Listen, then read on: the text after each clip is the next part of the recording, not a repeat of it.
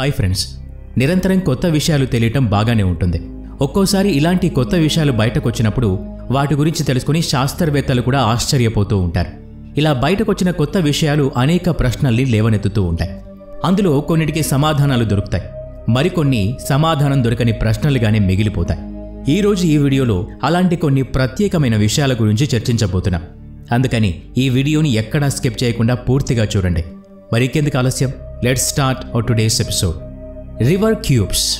2020 మేలో will read అనే వ్యక్తి ఇంగ్లాండ్లో ప్రవహించే ఒక నది ఒడ్డున విలువైన రాళ్ల కోసం వెతుకుతూ ఉన్నాడు. అతనికి ఆ నీళ్లల్లో ఊహించని రాళ్లు దొరికాయి. మొదట్లో వాటిని చూసి ఆ నీళ్లలోని చెత్తేమో అనుకున్నాడు. కానీ వాటిని చూసిన అతని కొడుకులు వాటి మీదున్న అక్షరాల్ని చదివి ఇవి విలువైనవని భావించారు. అనుకోకుండా వారికి క్యూబ్స్ దొరికాయి.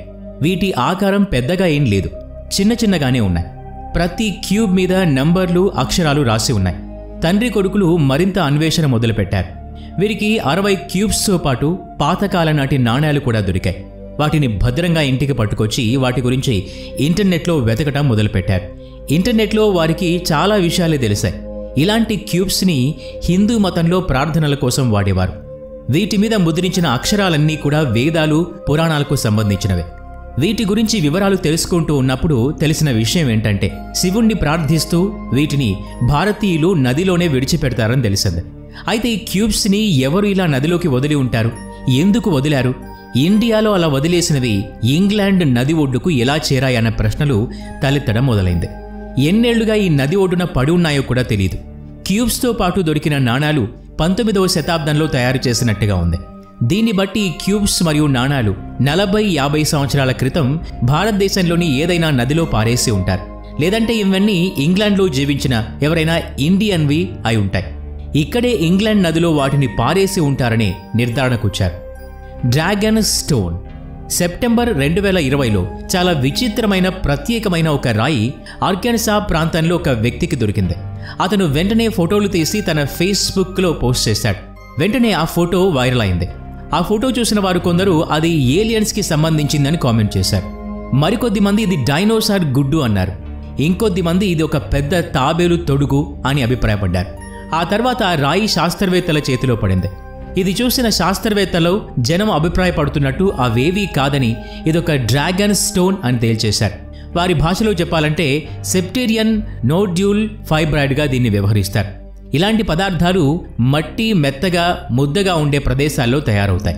అయితే ఆ పచ్చి మట్టి ఏదొక దశలో ఎండాల్సిందే. అది అలా ఎండినప్పుడు కాల్సైట్ లాంటి మినరల్స్ దాంట్లో చేరుతాయి. ఇలాంటి డ్రాగన్ స్టోన్స్ దొరకడం తరచుగా జరిగేది.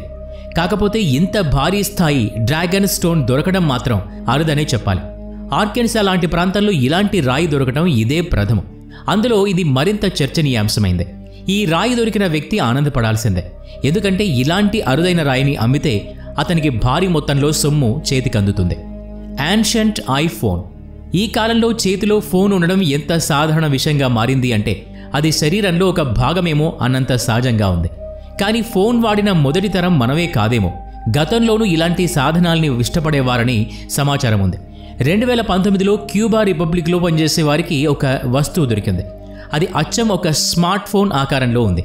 అయితే దీన్ని దాదాపు 200 సంవత్సరాల క్రితం పూడ్చిపెట్టినట్టు తెలిసింది. ఇది ఒక పెద్ద బెల్ట్తో కట్టేసి ఉంది. అది కూడా ఒక చనిపోయిన మనిషి చుట్టూ కట్టినట్టుగా ఉంది. చనిపోయిన వ్యక్తి కళేబరం కూడా ఇక్కడే దొరికింది. బెల్ట్ వాతావరణ మార్పులతో పాడైపోయింది. కానీ బెల్ట్ బకల్ మాత్రం మిగిలిపోయింది. దాని మీద విలువైన రాళ్లు పొదిగి ఉన్నాయి. వీటితో పాటు అనేక ఇతర వస్తువులు కూడా దొరికాయి. అయితే ఈ కళేబరం, బెల్ట్, బకెల్ దొరికిన ప్రాంతంలో మాత్రం ఇలాంటి విలువైన రాళ్లు దొరికే అవకాశం లేదు. మరి ఇక్కడికి ఆ రాళ్లు ఎలా వచ్చాయనేది ఒక సందేహం. ఈ బెల్ట్ పెట్టుకున్న వ్యక్తి ఖచ్చితంగా సంపన్న కుటుంబానికి చెందిన వ్యక్తి అయి ఉంటాడు. అయితే ఇక్కడ దొరికిన కళేబరం మాత్రం ఒక మహిళది. అందుకని ఈ మహిళ సంపన్న కుటుంబానికి చెందిన వ్యక్తి అయి ఉంటారు. చాలా గౌరవంగా ఆమెను ఇక్కడ పూడ్చిపెట్టారు. ఆమె ఎంత పెద్ద వ్యక్తి అయినా సరే ఈరోజు అస్థిపంజరంలాగా మారిపోయి మన ముందు మిగిలిపోయింది. Ring fish. 2019లో ఒక ఫ్రెండ్స్ గ్రూప్ మిషిగన్ లేక్లో చేపలు పడుతూ ఉన్నారు. అంతలోని వారి చేతికి ఒక చేప చిక్కింది. దాన్ని చూసి అందరూ ఆశ్చర్యపోయారు. ఈ చేప వెనక వైపు ఒక ప్లాస్టిక్ టై కట్టి ఉంది. ఆ టైకి ఒక పెళ్లి ఉంగరం కట్టేసి ఉంది. వెంటనే ఆ స్నేహితులు మీడియా వాళ్ళని పిలిచారు. అసలు ఇలా ఎందుకు కట్టేసి ఉంటారో జనం నుండి తెలుసుకోవాలనుకున్నారు. మొదటి ప్రశ్న, ఎవరైనా ఈ చేపని పెళ్లి చేసుకోవాలనుకున్నారా? 2, ఈ టై కట్టేసి దాన్ని వెతికి పట్టుకోవాలనే గేమ్ ఏదైనా ఆడారా? ఇలా రకరకాల ఊహాగానాలు వినిపించాయి. నగరమంతా ఈ వార్త దావానంలా వ్యాపించింది. అప్పుడే వ్యక్తి బయటకొచ్చాడు. ఆ ఉంగరం తనదేనని చెప్పాడు. ఆ చేపకి అలా ప్లాస్టిక్ టైతో తానే కట్టేశానని చెప్పాడు. ఎందుకలా చేశావని అడిగితే చాలా సంవత్సరాల క్రితమే తన భార్యతో తనకు విడాకులయ్యాయి, అందుకే తన గుర్తుగా ఇచ్చిన ఆ ఉంగరం తన దగ్గర ఉండడం ఇష్టం లేక ఎలాగైనా వదిలించుకోవాలనుకుని ఒకరోజు చేపల వేటకు వెళ్లి దొరికిన ఒక చేపకి ఈ ఉంగరం కట్టేసి తిరిగి దాన్ని నదిలోకి వదిలేశానని చెప్పాడు. ఇలా ఈ ఉంగరం దొరికిన వ్యక్తి ఎవరి ఉంగరమో వచ్చి తీసుకెళ్ళండి అని చెప్పినా ఆ వ్యక్తి తీసుకెళ్ళడానికి సిద్ధపడలేదు. కారణం, ఆ ఉంగరం తన చేతికొచ్చినప్పటి నుండే తనకి కష్టాలు మొదలయ్యాయని, మనశ్శాంతి లేకుండా పోయిందని చెప్పుకొచ్చాడు. బీచ్డ్ బెహమోత్. డిసెంబర్ 2016లో న్యూజిలాండ్లోని బురివాయ్ బీచ్లోని సందర్శకులకు ఒక విచిత్రమైన వస్తువు కనిపించింది.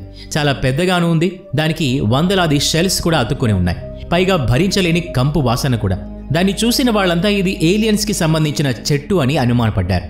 మరికొంతమంది ఇది సముద్రంలో ఉండే క్రిస్మస్ ట్రీ అని కామెంట్స్ చేశారు. అలా రకరకాల అభిప్రాయాలు వ్యక్తం చేశారు. అసలైతే ఇది ట్రిప్టు చెట్టుకు సంబంధించిన ఒక పెద్ద కొమ్మ. ఇది విరిగిపోయి నీళ్లలో పడిపోయి సముద్రపు ఒడ్డుకు చేరుకుంది. సమయం గడిచిన కొద్దీ అనేక సముద్ర జీవులకు గుడారంగా మారింది. నిజంగా ఈ మత్స్యజీవుల్ని స్పెయిన్లో అయితే చాలా ఇష్టంగా తింటారు. రోమన్ డెడకాహెడ్రోన్స్. కొన్ని వస్తువుల్ని ఒకసారి చూడగానే వాటి గురించి ఎలాంటి సమాచారం దొరకదు. కానీ అలాంటి వాటి కోసం పదే పదే అన్వేషణ మాత్రం కొనసాగుతుంది. వీటిని రోమన్ డెడకాహెడ్రోన్స్ పేరుతో పిలుస్తారు. వీటికి పేరెందుకు వచ్చిందంటే వీటికి 12 రంధ్రాలు ఉంటాయి. వీటిని రోమన్ల కాలంలో తయారు చేశారు. అసలు ఇవి ఎందుకు తయారు చేశారు, వీటి మీద బొడిపల్లాగా ఎందుకు పెట్టారో తెలియదు. ఈ వస్తువు దొరికిన ప్రతి సందర్భంలోనూ వీటి దగ్గర విలువైన నాణ్యాలు కూడా దొరికేవి.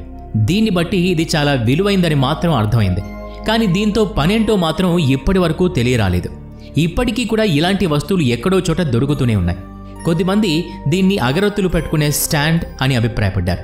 మరికొద్ది మంది అంతరిక్షాన్ని అర్థం చేసుకునేందుకు తయారు చేసిన వస్తువు అని అన్నారు. ఏది ఏవైనా అసలు విషయం మాత్రం ఇప్పటికీ ఇంకా ఎవరికీ తెలియదనే చెప్పాలి. Mystery of Air Force Beach. 2018లో ఆస్ట్రేలియాలో ఇవాన్సెట్లోని ఎయిర్ ఫోర్స్ బీచ్లో ఒక మనిషి సరదాగా తిరుగుతూ ఉన్నాడు.